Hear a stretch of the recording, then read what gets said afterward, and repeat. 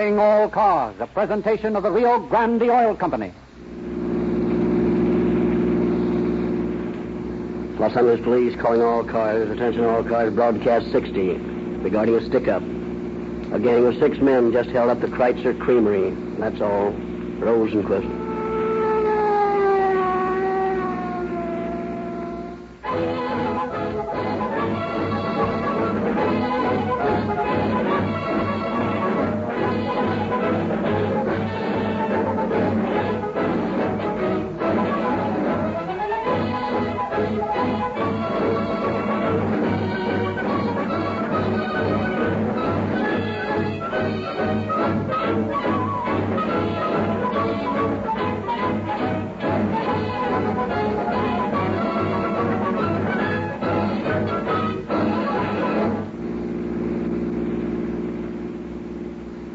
All cars, attention all cars. Go to an independent service station selling Rio Grande cracked gasoline. There's one in your neighborhood. Learn why more police cars in California and Arizona use Rio Grande crack than any other gasoline. For the same price as ordinary gasoline, Rio Grande cracked with tetraethyl gives you police car performance. That's all.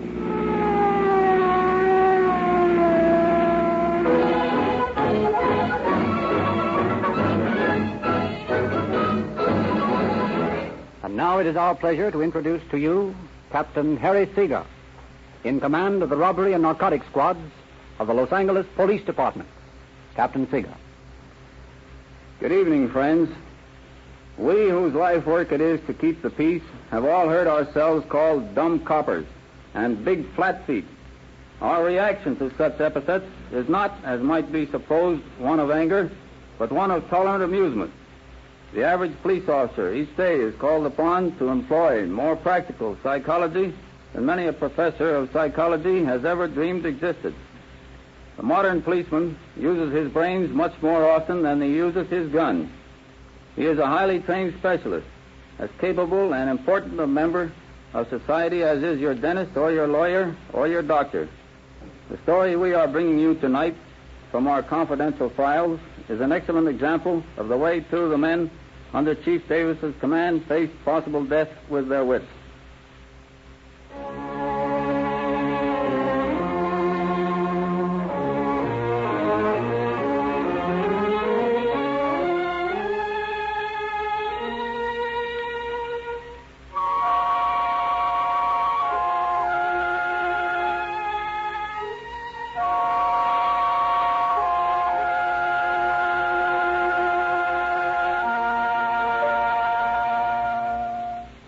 It is late in the afternoon of April Fool's Day in 1928.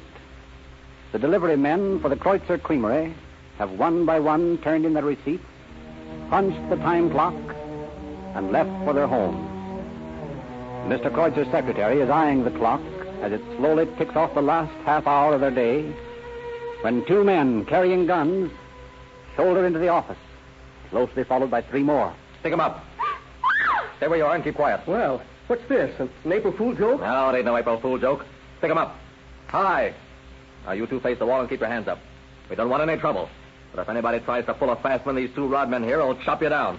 Okay, kid, let's get the dough out of that cage. There isn't any money in there. It's locked up in the safe. Don't hand me that. You don't put it in the safe until 5:30. All right, kid, hurry it up. Well, I'm getting it as fast as I can.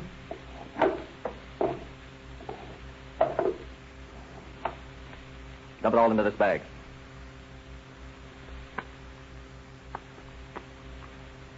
That's fine. Have we looked at anything? No, I don't think so. Okay, let's go.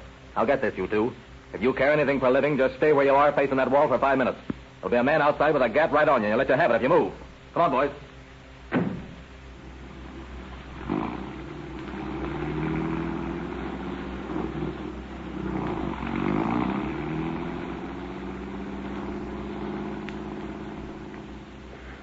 I can't stand the suspense any longer.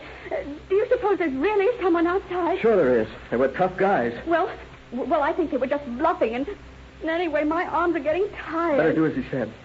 I'm just going to take a little look. Don't. I hear footsteps. He's heard us talking. He's coming back to shoot us.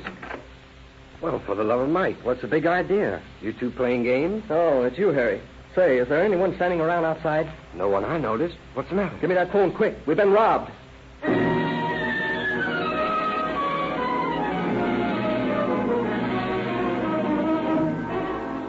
is a matter of minutes before detectives Joe Loquat and Eddie Chitwood of the Los Angeles Robbery Squad have arrived at the creamery.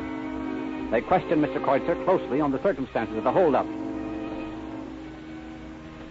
Now, how much do you estimate they got, Mr. Kreutzer? Well, I hadn't checked up yet, but every driver was accounted for excepting Harry Kerr, who came in after the holdup.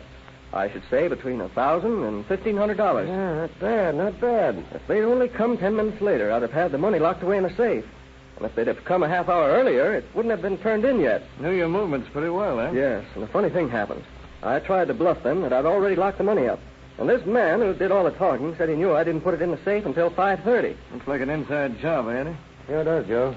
Mr. Kreutzer, have you any reason to suspect that one of your employees was in on this? Why, no.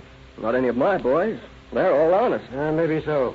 You'll admit, Mr. Kreutzer, that these hold-up men knew an awful lot about you for strangers, didn't they? Yes, but still I'd stake anything that none of my boys were in on it. Well, possibly you're right. But in our business, we're suspicious of everybody. I think, Mr. Kreutzer, is there one of your employees that puts on the dog a bit? Oh, what do you mean? Well, spends a little more than he should with the salary he makes, for instance. Maybe he wears expensive clothes or throws away a lot of dough on women. No. I can't think of anyone. Take your time, Mr. Kreutzer, and think carefully. Well, there is Harry. He drives a pretty swell new 8-cylinder Studebaker. Who's Harry? He's one of the fellows who came in a while ago and found us holding up our hands. He's got a big new sedan. Well, how much salary does he make? I pay him $26 a week. He buys a new Studebaker on $26 a week. That don't make sense. Harry's a steady fellow. Married and got 2 kids. He wouldn't be mixed up in anything. And did it ever occur to you that he couldn't begin to make payments on a car like that in support of a family on $26 a week? Why, no, it didn't. The fact that he came in after the holdup might mean something. I'm sure you're wrong about Harry. Well, it's the only tangible lead we have. Tomorrow we'll follow Harry when he leaves here. In the meantime, Mr. Kreutzer, just don't say anything to anyone about our plans, will you?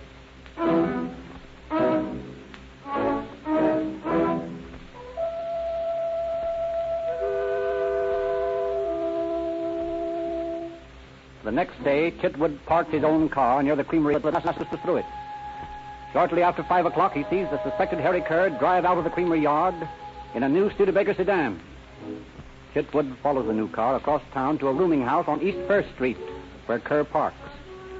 Sauntering into the house behind the suspect, Chitwood observes that he enters room 16. He immediately calls on the landlady. Yeah, what is it? I'd like some information about the tenants in room 16. What is it you want to know about them? Well, who occupies the room? Well, I don't know exactly who lives there. Quite a number of young men go in and out. Yes, but someone must have signed for it. Who was that? I don't know whether I should be telling you this. Who are you? I'm a police officer. Oh, I see. What are they after you for? Oh, nothing yet. Just making a little investigation. Tell me, do these young men have jobs? Well, not so you could tell. They keep their regular hours. Do they pay their rent regularly? Oh, yeah. I don't have no trouble with them that way. How many young men come in and out of that room? I should say 5 or 6. Any girls? Hey, what sort of a place do you think I run here? Don't get excited. I'm not trying to pin anything on you. I want to find out about these guys, and you might just as well help me as not. Well, yeah, there are 2 girls who spend a lot of time in there. Now, who's the man whose name this apartment is registered? His name is Bob Kerr. Sure it isn't Harry Kerr. No. Harry Kerr's his brother. He comes here sometimes. Know the names of any of the others? Yeah, I do. Okay, I get this. I'll be back a little later. While I'm gone, don't tell anybody that I was here.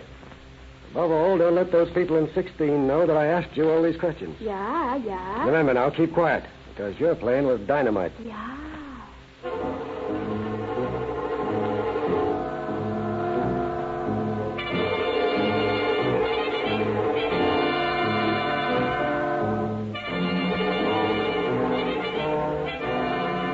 Chitwood hastens to headquarters to get his partner, Joe Loquat.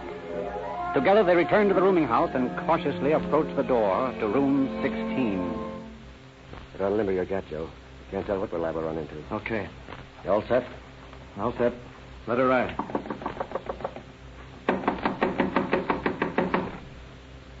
Come on. Come on, open up or we'll break the door in, will you? Just try to open it first. All right. Throw your flash in here, Joe. Oh, dear son of a gun. They flown the coop. Beat it, huh? How in the devil? Hey, I've only been away from the spot long enough to go up and get you. Hey, I'll bet that landlady. Hey, landlady! Landlady! Oh, there you are. Where is it, Van? These people have gone. Taken everything with them. Gone? Gone and took my beautiful painting of the Canal of Venice with them? Why, the ungrateful wretches cost me $3 that picture. Now, wait just a minute. I want to know who tipped them off. What are you looking at me for? I had nothing to do with it. I did just as you said. I didn't go near them. You sure about that? Yeah. So should I want them to move out? They were paying the rent. All right. No good crying about it. We'll take a look around, Joe. If they left anything, that might give us a clue. Okay. Don't look like they left a thing, Eddie. Cupboards are empty. Nothing in the clothes closet. What about the desk drawers? Nothing there. Hey, wait a minute. There's something under this table cover. Yeah, what? Little notebook. A giveaway from the $1 down 2-pan suit joint. Anything in it? Oh, it's brand new. There are the pages. If they wrote this with invisible ink, we're up against it. Hey, wait a minute. What is it? Telephone number here in the center of the book. The prospect number. Probably the number of a beanery or a house. Maybe. But it's the only thing we've got to go on, so let's trace it down.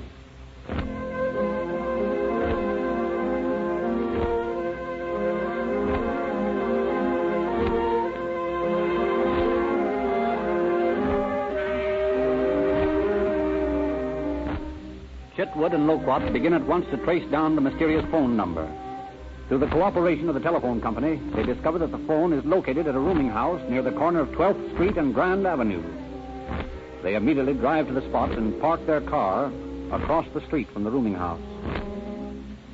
Well, Joe, this may be a screwy wild goose chase. Just what are we looking for? I don't know. We'll keep our eyes glued on that spot across the street and see what happens. Yeah, but we're not even sure that these guys have anything to do with that Kreutzer Creamer holdup. Anybody's got a right to pull out of a room so long as they're not ducking the bill. Yeah, that's right enough. I just got a hunch on this thing. This guy Kerr, who works out at the creamery, drives a Studebaker 8 on $26 a week. He beats it over to that joint on First Street after work, and I find out from the landlady that the room was rented by his brother. Doesn't prove anything. I know it doesn't, but it's worth working on. We haven't anything else to work on, have we? No, that's true enough. Well, let's get over there and talk to the landlady. Yeah, not this time, Joe. I'm not taking any more landladies into my confidence on this case. Oh, that dame didn't tip them off. She was on the level. Well, maybe she was, and maybe she wasn't. We haven't anything to talk to this landlady about anyway. All we have is a telephone number of her joint. Yeah, no idea who we're looking for. I guess you're right. Now, the way I figured... Wait a minute. What? There it is. Well, there what is? Studebaker sedan. Just pulled up in front of the place. You see it? Yeah. I'm so sure this leader'd get us somewhere. Come on. Let's follow that bird and see where he goes.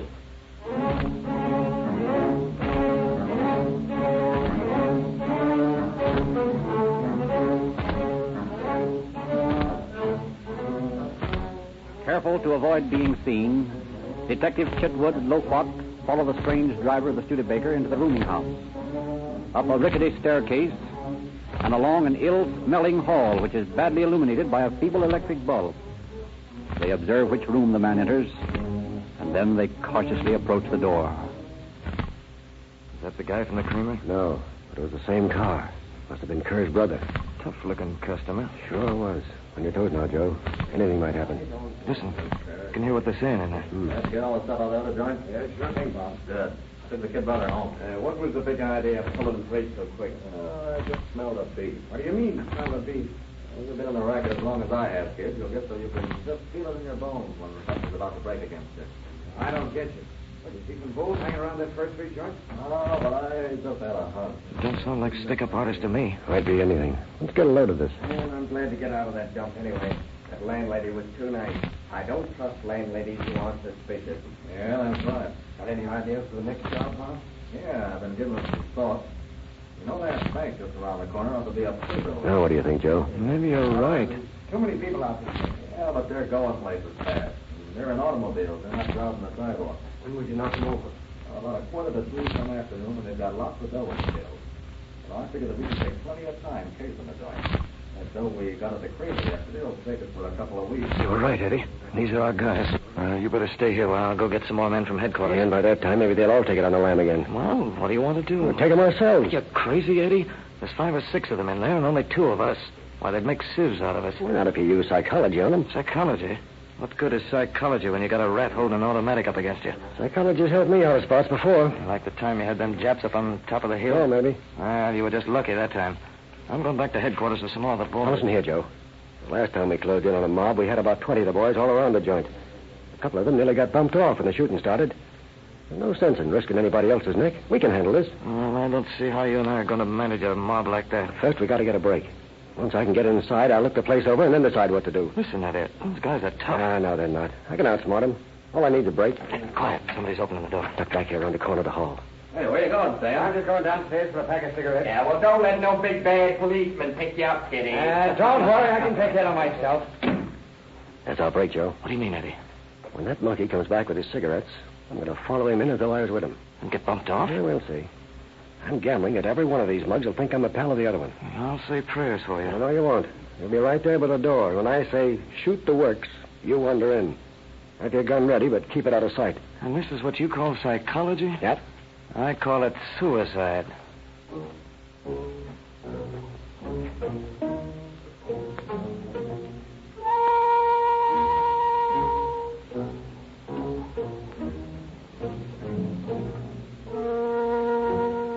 Tensely, the two officers wait in the dimly lit hall for the return of Stan.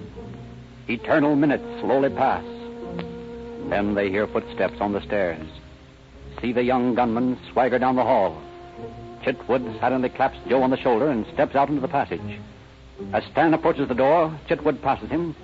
And then, as the young man enters the room, the detective shoulders in behind him. 5 pairs of tough eyes focus on Chitwood.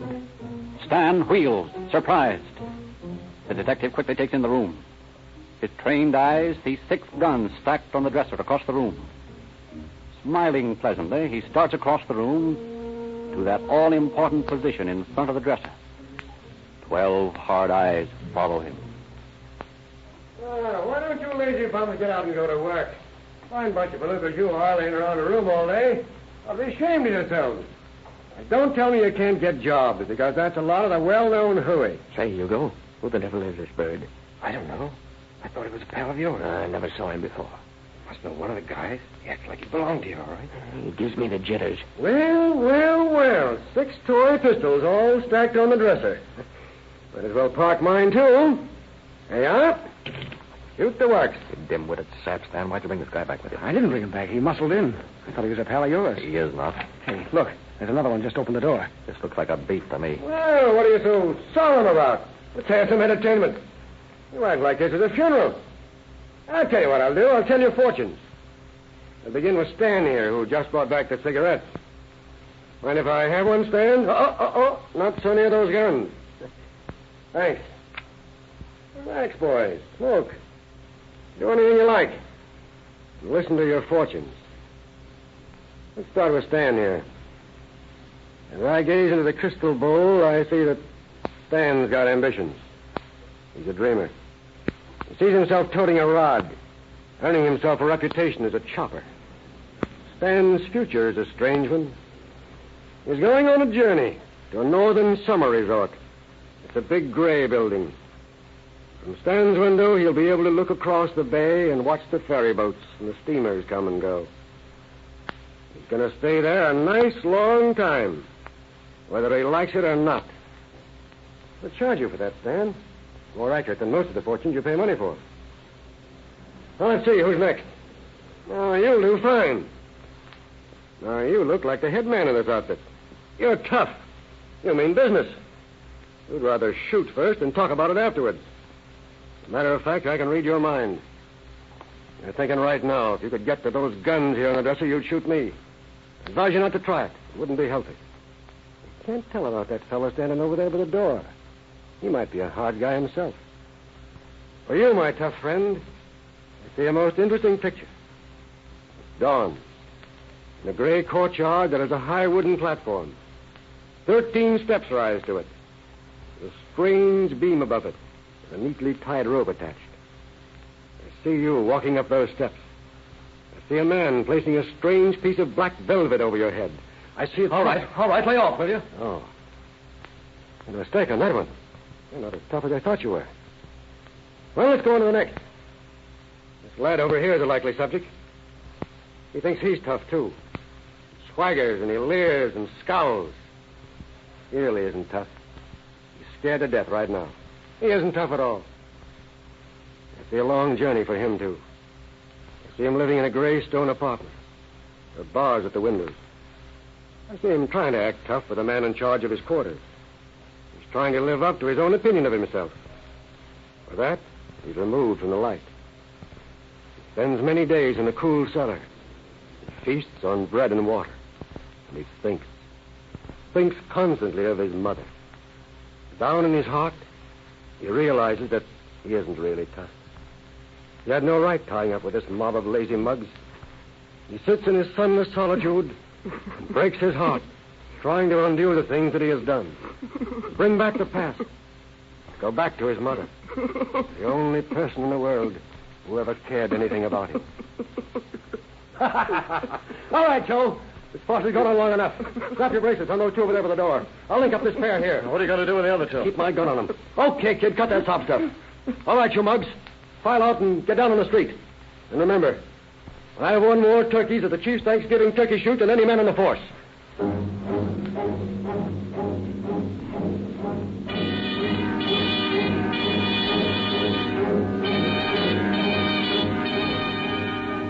Shuffling along the dark hill and down the creaky stairs, the strange procession makes its way to the street. Chitwood herds them toward the Studebaker sedan, parked by the entrance.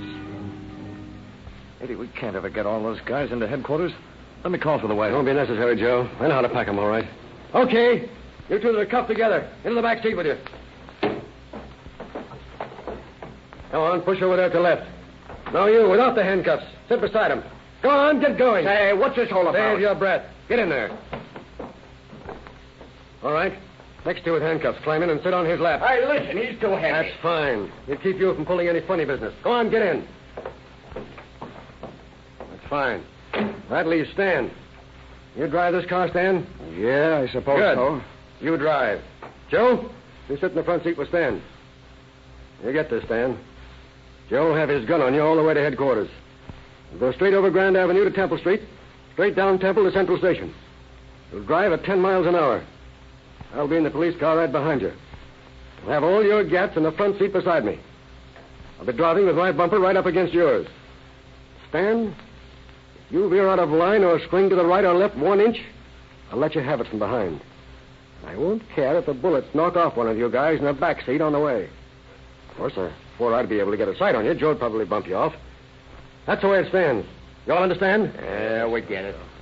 Okay. All set, Joe? Yeah. Let's go, then. In just a minute, Eddie. I want to ask you something. What is it, Joe? Is this psychology?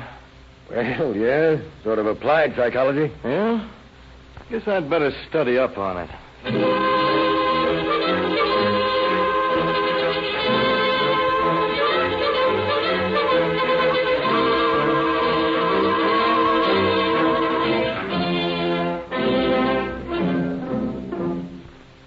The next day, all 6 men confessed not only to the Kreutzer Creamery robbery, but to a string of stick-ups in San Diego, Bakersfield, Taft, and as far north as San Francisco.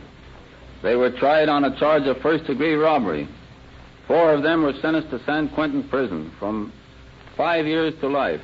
2 of them beat the rap, so we sent one of the survivors to San Quentin for from 1 to 15 years on an old forgery charge and turned the other over to the Navy, where he was sentenced for 2 years for desertion.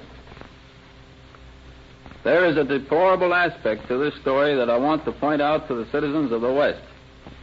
Although 6 years ago, 4 of these men were sentenced to prison for from 5 years to life, today, due to the sentimental parole system under which we suffer in the state of California, these 4 dangerous, habitual criminals have already been released, and we have certain knowledge that at least 2 of them have returned to their old haunts in Los Angeles. Thus, the brave work Captain Chitwood did when he and his partner Joe Loquat brought these men in must again be repeated by your police officers, and the next time, possibly some officer will pay. Thank you, Captain Seeger. Mr. Lively. Yes, Mr. Buchanan, what is it? Mr. This time, Grandy has asked me to have you read this letter. A letter? Oh, this one? From Mr. and Mrs. F. P. Bender, 61 State Street, San Francisco. Rather nice handwriting, isn't it? Let's see what it says. For years, we have had cars in our family and have used all the leading gasolines. We have been driving a Dodge E632 sedan, quite a heavy car, and heretofore the most mileage ever received has been from 13 to 14 miles per gallon. On Sunday, we took our usual trip, and for the first time used Rio Grande cracked gasoline. And believe me when I say that we were the most surprised motorists to learn that we received 18 miles to the gallon. What do you think of that? Well, let's see. Rio Grande gives them 5 more miles per gallon. Not bad, is it? Well, anyway, she goes on to say here, now we know the gasoline for us and intend to pass the word along. This is not written for any reason other than to express our appreciation, and it is the absolute truth. Well, that's an interesting letter, Mr. Buchanan. But it sounds almost too perfect to me. Are you sure one of your friends didn't write it? I'm afraid some of the audience might be dubious, so I wrote to Mr. and Mrs. Bender in San Francisco and asked their permission to read the letter. And here's their answer. Your letter asking to read our expression of appreciation received. We assure you it's quite all right with us. Glad if our letter means a help to Rio Grande, well, Rio Grande has helped us. We wish you success. Yes, I guess that is a genuine testimonial, all right. But there must be hundreds of motorists listening tonight who have even more pleasant experiences with Rio Grande cracked gasoline. Will you folks write to the Rio Grande Oil Company, care of the station to which you are listening, and tell us what you think about Rio Grande cracked? I want to read your letters over the air. If you haven't yet tried Rio Grande, fill up and enjoy the thrill of police car performance. You'll find plenty to write about.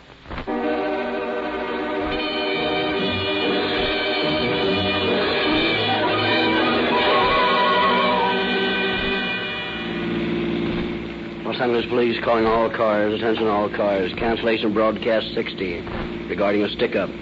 Suspects in this case are now in custody. That's all. Rosenquist.